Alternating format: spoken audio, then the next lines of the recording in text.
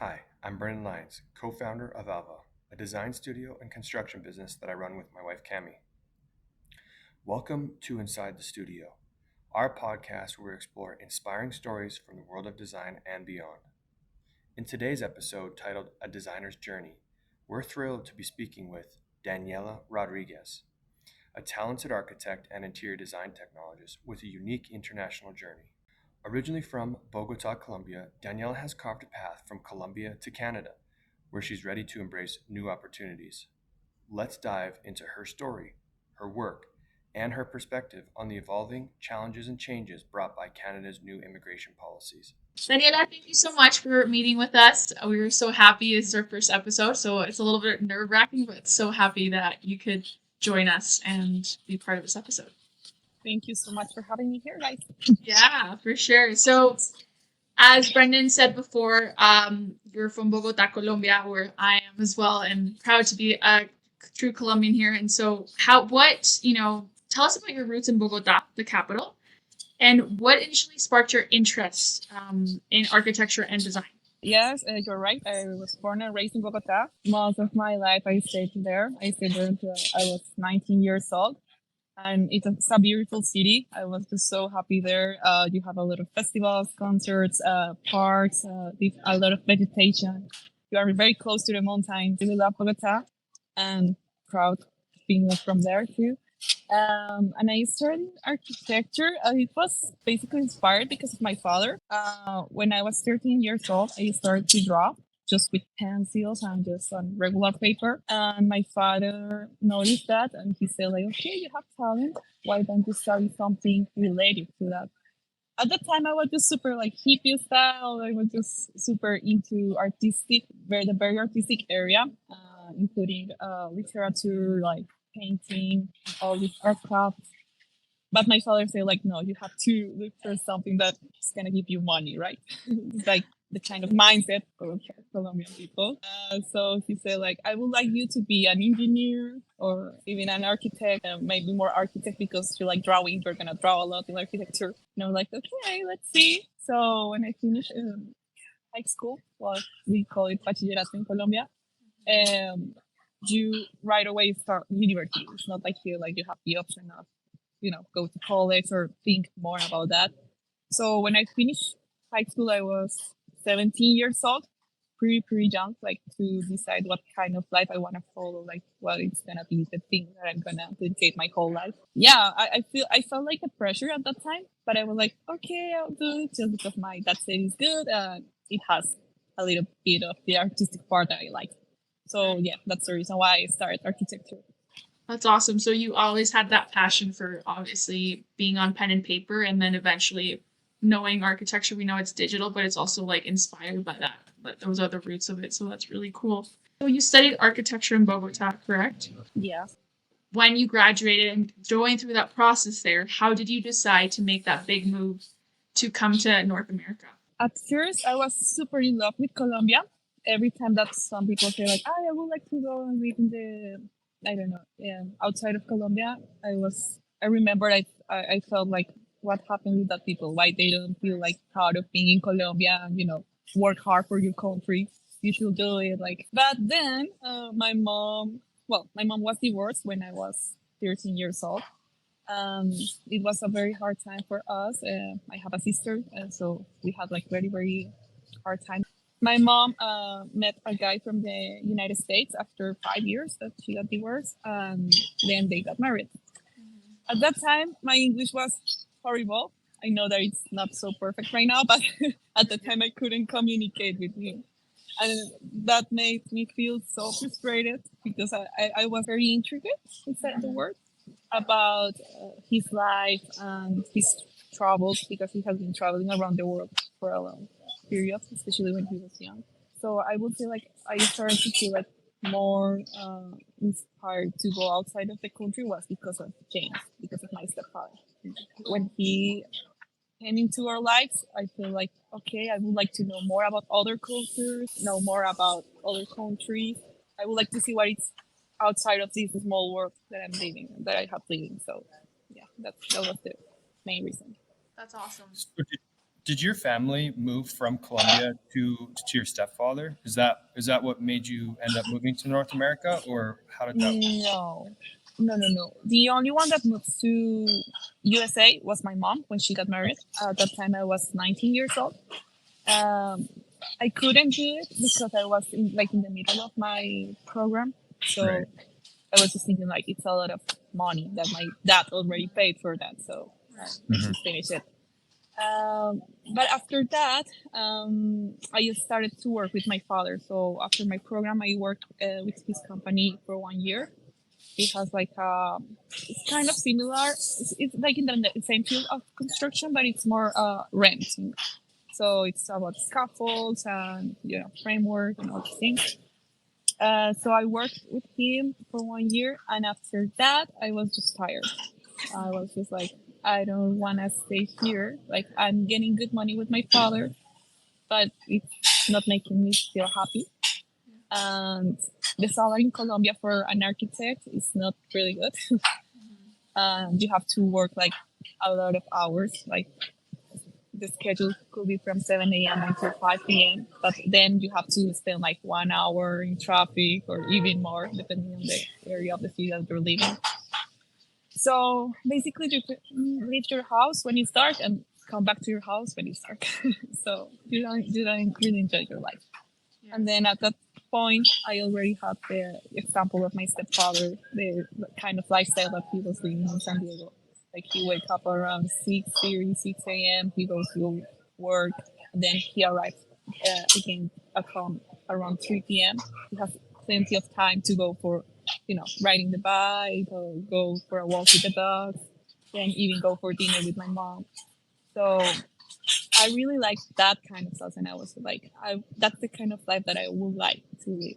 Could you maybe speak on a little bit more, like, there's a lot more social strata that goes on in Colombia. So what types of things have you seen in your experience, the differences between people's lifestyle in Colombia versus people's lifestyle in Canada or the USA? In Colombia, you have like a huge gap between like the classes. You have middle class, high class, and all these things. I will say that at that time I was like in the middle class. I never felt like I needed to get more money or something. I was okay. I was living well. But of course, the amount of work that you have to do every day to get money is a lot compared to the amount of work that you have to do here. So basically, if you are a waitress, for example, there you're not gonna get enough to survive for 1 month, or Hmm. you can do it, but it's just for you. But people have family there, three, four kids, husbands. So yeah, I would say that it's very different. If you're a waitress here, you can get really good money just with the regular salary plus tips. That kind of cultural thing, it's really good. For example, we don't at that time. I think now it's more common that you see like people give tips in restaurants. At that time in Colombia, it was not part of the culture there. So I remember my first time here in Canada and in San Diego, in the USA. I was like super amazed with the part of the tip because people is very generous here. What's the experience of trying to be able to get into university in Colombia? Because, from what I understand, it's a lot harder to be able to get education in Colombia after, like, high school, where people have to pay their own way. I don't know if there's any government assistance. Like, what's the difference there? Yeah, I will say the main difference is like people here, for example, can study in the schools for free, the whole school and high school, right? So you have enough Mm. time like to save money and for university. In Colombia, you have like free education too, but the middle class people thinks that the schools from the government are not really good, so they prefer to pay, even though it's hard to pay the school. They prefer that. After that. Just pay the university. But the salary, as I told you, it's low. So I'll say that it's harder, but we have the same free education in universities as well. But it's very hard in terms that not everybody can go into a university. You have to take a test. And we don't have like a lot of public universities. We just have like the main ones in Bogotá, for example, are the Universidad Nacional and Distrital, and the other one is Pedagógica. But the trouble with those universities is that they're always like in arguments with government. So usually you can start a program that it's last for 5 years. Like can take like say 6 or 7 because of the continued problems with government. So they stop classes for a while or even months or yeah. So Interesting. that's the main difference. But yeah, we still have like free education. And it's a high quality education, I will say that. Even though there's all these like challenges and difficulties, obviously there's some good education and some good things. And I think as a Colombian yourself, you could say like you have that grit and that endurance, right, to do hard things. How do you like show in your design work just kind of like the Colombian influences that you have? For example, here in Canada, I can see the contrast in terms of, well, I took the interior design program here. I think in my design, everything is more colorful, like more alive. Yeah. In Canada, you can see like people have very good taste. I cannot say that not. They have very good taste, very elegant, but they like keep the basic colors, like the famous whites, grays, so. And I think in Colombia we're super colorful in everything. You can see the architecture. We have a lot of brick, which is red, and we use a lot of stones. And then the vegetation is like everywhere. So vegetation is a very important part for me in the design, as well as murals. I love murals too, and those always brings like accent into space. I know, and just to backtrack and like let the listeners know, so you started architecture in Colombia, and then you were some period of time in San Diego learning a little bit of English, and then decided to take the big move to Canada, right? And so you already know the U.S. and now Canada. How was like what made that decision for you, right? Like why go into architecture and then go into interior design? When I finished architecture, I was super into urban planning. I was super passionate about urban planning. But that was something that I was just thinking to develop in Colombia because the reality of Latin American cities makes me feel super passionate about it, about applying urban planning in those areas. But since I decided to move outside of my country, I was like, okay, I don't think like I'm very interested in urban planning. So I started to research about other fields of my career. When I was in San Diego, I started to paint murals. So I had the opportunity to see a lot of different coffee shops, like restaurants, and those all of them had murals inside. Some of them with tiles, some of them just painted with acrylics. So I was just like kind of into it. And then my stepfather, he always knew that I was really in love with watercolors and all these things. So he were always supporting my artistic part. And when he at that time he was working in a high school, and one of the teachers of the high school wanted to paint a mural, and then she said, I would like someone that can paint the mural but with the students. And my stepfather, oh, I know an artist, she's my stepdaughter, she can do it, I'm pretty sure she can do it. And I was like, okay. So he arrived and he said like, I have work for you. And I was like, what? Yeah, you're gonna paint a mural. And I was like, no way, I cannot do it. Like, I've never painted a mural in my life. I always painted in this kind of size of paper, just watercolors. Yeah, it's something totally different. And the mural was like, it was very long mural, like a whole wall there. But I was okay. I'm gonna accept the challenge. And then I started with that, and then that makes me feel like more interested in interiors. You were living in San Diego and decided to move to Canada. And was the decision to move to Canada catalyzed by wanting to go into an interior design program, or how did that come about? Canada. When I didn't stay in San Diego, my mom and my stepfather wanted to like to stay with them, but I didn't want to because there's like a huge Mexican population in San Diego. So you are always speaking Spanish. You don't need English there. But at least in the area where they are living, they live in Chula Vista. It is very close to the border with Mexico. Just 20 minutes, and we are just in Mexico. So I just felt like if I stay here, I'm not gonna be able to communicate with James. Never. I cannot learn English here. So I started to look for any other country, and also I wanted the experience to live by myself. I was just so excited because of that, just to go to a place, explore it, just me.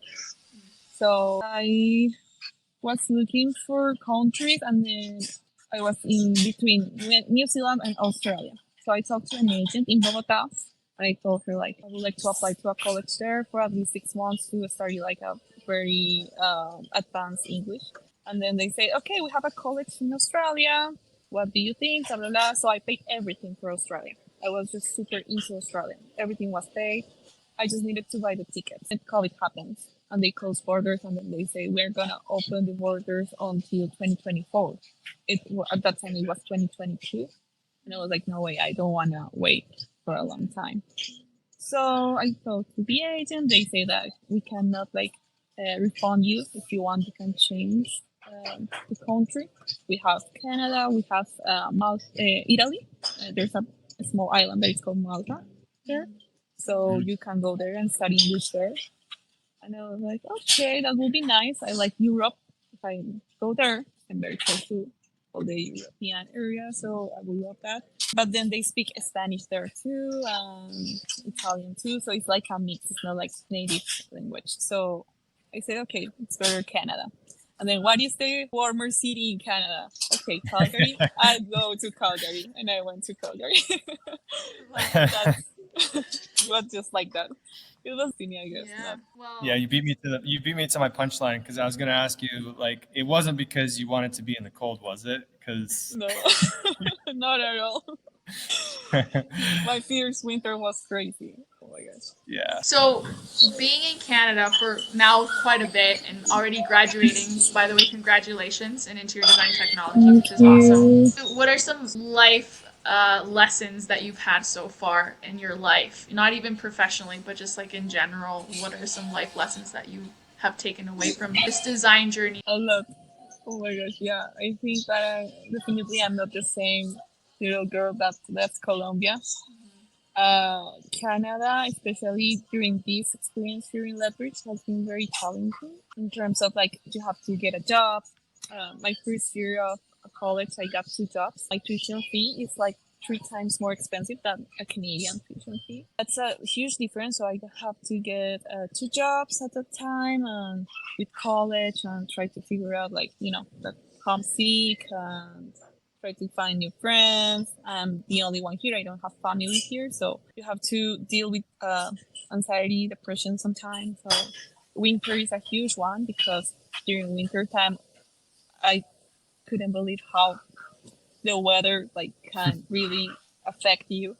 Yeah. In Colombia, we always have good weather, but yeah, I would say like there are a lot of things that you have to fight and confront yourself and like makes you feel stronger, right? And like kind of going off of that, what advice would you give people coming from other countries that are, that would be in similar shoes as you? Like, what are some of the solutions that you've found? Like, even though I was very tired with work, with college, go to the gym and do a lot of lifting weights, I'll go for a run at least for 30 minutes. Makes you feel better. Makes you feel powerful, makes you keep connected with your body, with your mind, with your soul. So I will say like the most important here is to work out. It's on your thoughts. What kind of thoughts you have? Yeah, that's the most important. To be honest, yeah. Going into a little bit, you touched on a point where you're touching on immigration and studying abroad, working abroad. Now that Canada's going through some changes in regards to immigration, how do you view the challenges and opportunities for immigrants in Canada, especially with upcoming changes? Like, what are your thoughts in general about this new immigration policy? I will say like I'm not agree with a lot of the new requirements that they're asking for people coming here, especially for international students, because I think that the ones that they had it were already very strong and very hard to achieve for many people. And in terms of money, for example, right now they are asking you after you finish your program as an international student, you have to take again the IELTS test, which is the English test, or TOEFL, whatever. But you have to pay always like at least $300 that you already paid when you started to study college. And when you finish college, it's supposed to be like if you are attending to college, it's because you already know the language, right? You already understand it. But they're like putting a lot of restrictions and making you invest more money. It's hard for a person that it's suffering. That some of us come here from a country that has not the same economy with Canada, so of course it's very hard. But yeah, I mean, yeah, I'm not very happy with all the changes. However, I think at the same time, if you change your perspective and you see like a huge challenge, you can grow a lot as a person. So if you take it like, okay, this is a challenge. I'm gonna study hard. I'm gonna finish my program, and then after that I'm gonna get a good job, and then I'm gonna learn French. I'm gonna learn English, and then I'm gonna get like enough points to get my PR. It's just a huge challenge that it's gonna make you grow a lot as a person. So if you take it like that, I feel it's really good, really positive for you. Of course, it's hard. No, every day you're gonna think the same. I mean, the same as I told you at first. Like you have to take care of your mindset and be focused, like with your mind on the game. And yeah, but it's up to you. Like it depends on the perspectives. For some people, will say like, okay, it's a lot of money. Why I'm paying a lot? I prefer just to stay there. But you wanna grow up as a person. You wanna get a better job. You wanna get a better quality life. I mean, like it's not good or bad. It's just depending on you. What do you want for you for your life? The immigration thing is an interesting issue. One thing that I do want to touch on with the whole immigration issue is there's a lot of maybe fear mongering that goes on with immigrants who are taking jobs and all these other things, but in fact that's not true. It's interesting when it comes to immigration. People who come into our country, there's a point system that people have to go through as immigrants. You get assessed basically how good you are in providing utility to the country. And so actually on average, immigrants have more education than Canadians do. I think where we fall short is supposedly we're having this issue with these immigration policies has to do with the housing supply. We have a shortage in housing. And so, it would be interesting to look at that in more depth as to why we're having our shortage supply in housing. I think that there's a lot of bureaucratic tape that comes along with, building apartments. Cami and I are in that space as well in doing buildings, and there's a lot of bureaucratic tape that goes into building places for people that can live. Bureaucratic red tape could be cut. There could be more housing supplied for people, and instead of taking away opportunities from immigrants and from people like Cami and myself who are trying to create opportunities through real estate.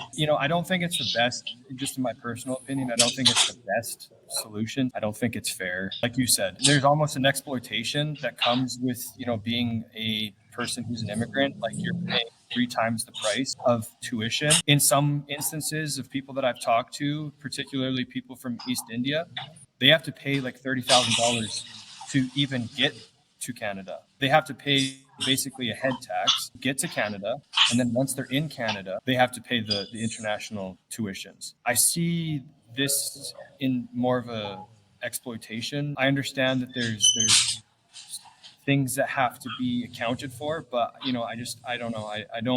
I don't like the current circumstance as it pertains to the immigration problem. I think Yeah. also like where I find it where it's just Canada didn't have that infrastructure to bring all immigrants in, and that's where they fell short, right? Like if you're gonna bring immigrants in, then let's have an infrastructure for them. Let's give them the right kind of accommodations. I think that's what we should be prepared for, because yes, like this country thrives on diversity, and on the other hand, I think people complain about maybe the immigration or the newcomers that are coming, but then and they complain about it, but then it's like, well, then why are they the professionals and you're not working towards something, and why are they taking those opportunities that Canada has provided? And I think that's fine. It's like you said, it's like such a personal decision. If someone is going to go for it and take the opportunities that they have here, they will. But if you're not, then you shouldn't be complaining about all these newcomers, at the same time. So that's like the other side of the coin. And I agree with you both guys in terms of the infrastructure, but also I feel like the more challenging pathway to come through to Canada is as an international student. Because if we talk about immigration, we have like different pathways, right? And there are refugees too. We have a lot of benefits. As different as an international student, you have to study hard, then get 2 jobs. When you finish your program, you apply for a PGWP. You have to wait for the PGWP. Now they have to take the English test. I don't have to because I applied before November 1st of this year. But after November 1st of this year, people that wants to apply for the PGWP have to take the English test again, so it's more money. Also, you pay for the PGWP, like $200. So we are talking about 350 for the English test, or 300, and then $200 is almost $550,000 there, just in that. Also, if I wanna go to Colombia, I have to apply for a visa, for a Canadian visa, because if I can go outside, but then I cannot come inside of Canada without a visa. So it's more money, right? Mhm. So it's all like that. After the PGWP, if I get a job for 1 year, I can apply for the PR. But for all this journey, we're talking about at least 5 years where you are paying money to Canada, doing Yep. one step by step, starting here, starting there. As you told Brendan, it's a points system. So you get points if you have to speak English. You get points if you are learning French. Now they are giving you more points, even though if you are not in Quebec. If Interesting. you are in Alberta, but you know French, you get more points of others. So yeah, everything is just about, like, of course, we can grow a lot as a person, as I told you, but it's hard because you are investing every day, money, time, patience, everything. Yeah, and at the end of the day, you're investing into Canadian economy with your money without the assurity that you end up getting the permanent residency, right? That's the huge point now. Yeah. You are not sure because they are just the amount of PRs that they are getting now. It's just very low compared to the other years. So Mhm. everybody's not a very hard time right now. As an international student, everybody's just hesitating about it. Not just to mention the fact that you're putting your money and time and effort into the Canadian economy, but at the same time too, because you don't have essentially protections as a Canadian resident, you don't have the same essentially rights to things as a Canadian resident does. Like studies have shown during COVID that immigrants were more likely to get or contract COVID and have long COVID symptoms, and that's because they were put on overtime. And the reason why they said yes to overtime is because they don't feel like they can say no to their employer. They're in a predicament where, they're giving a lot, but they're also not protected a lot. And to me, this is a grounds of, in some sense, exploitation. Obviously, they're being given an opportunity, but I think they're definitely paying the piper in this sense. And I don't like what's going on with the immigration. I'm not an expert in any of this. I do have my opinions, and I think that there needs to be a different solution for sure. And I'm glad that you're speaking on this, Daniela. It's so important that people hear actual stories from actual people. I think leading to that, like, it's great that you are taking a big move, which is potentially moving to Quebec, which is such an exciting opportunity. How are you feeling about that, and what are you looking forward to? Right now, I'm feeling happy, but it's like a really long way to go to Quebec. As I was telling you, like, it's everything is for points depending on the province. You have different regulations. Since I already started here in Alberta, most of my points are here in Alberta. So it's better if I stay here until I get my PR. So the next step for me is move to Calgary first, so I can get a full-time job there, and I can apply for the PR in Alberta. As soon as I get the PR in Alberta, I can move to Quebec. If I move to Quebec right now, I should study French first, so it's gonna take me at least 1 more year. And after that, it's not guaranteed that I can get enough points. So yeah, I think I'll be in Calgary for at least 1 year, and then after that, if hopefully I can get the PR soon, I would like to move to Quebec. But yeah, I'm so happy. I really like Quebec City. I really like Montreal, mainly Montreal. My dream is living that city. That's awesome. Yeah, I mean, and going even to Calgary, like that next step, like it's a bigger city than Lethbridge, so I'm sure you're gonna enjoy it a lot more too. There's a lot of things to explore and get to know there. I haven't been to Montreal. I've seen pictures of it, and I mean it's not similar, but there are some similarities. I've been to Bogotá, and maybe there is a little bit of similarities there. There's a little bit more vibrancy, I think, in Montreal. Yeah, absolutely. But if you go to the areas in Bogota that are very close to the mountains, like Palermo or Teusaquillo, like that neighborhood that I told you that it's called Westmont looks similar to me, like Oh, Tito that's cool. Sequilla and Palermo. Yeah, of course, more like super clean and but it has that kind of vibe. I love that. That's awesome. Well, Daniela, thank you so much for your time. We really appreciate this, little first podcast interview with you. It's been a pleasure getting to know you and like obviously, and also talking about some of the hard things and the good things about your journey. And we wish you the very best. And yeah, I hope this was a great, inspirational, and informative podcast for everybody. Thanks so much, Daniela, for your time. And also, please follow Daniela at MULIER_art on Instagram. You can find that handle in our description below. Thank you for joining us on this episode of Inside the Studio. It was a pleasure exploring Daniela's inspiring journey from Colombia to Canada and hearing her perspective on navigating a new career and opportunities in a different country. We hope her story resonates with those of you facing similar challenges or transitions and seeking inspiration in the world of design.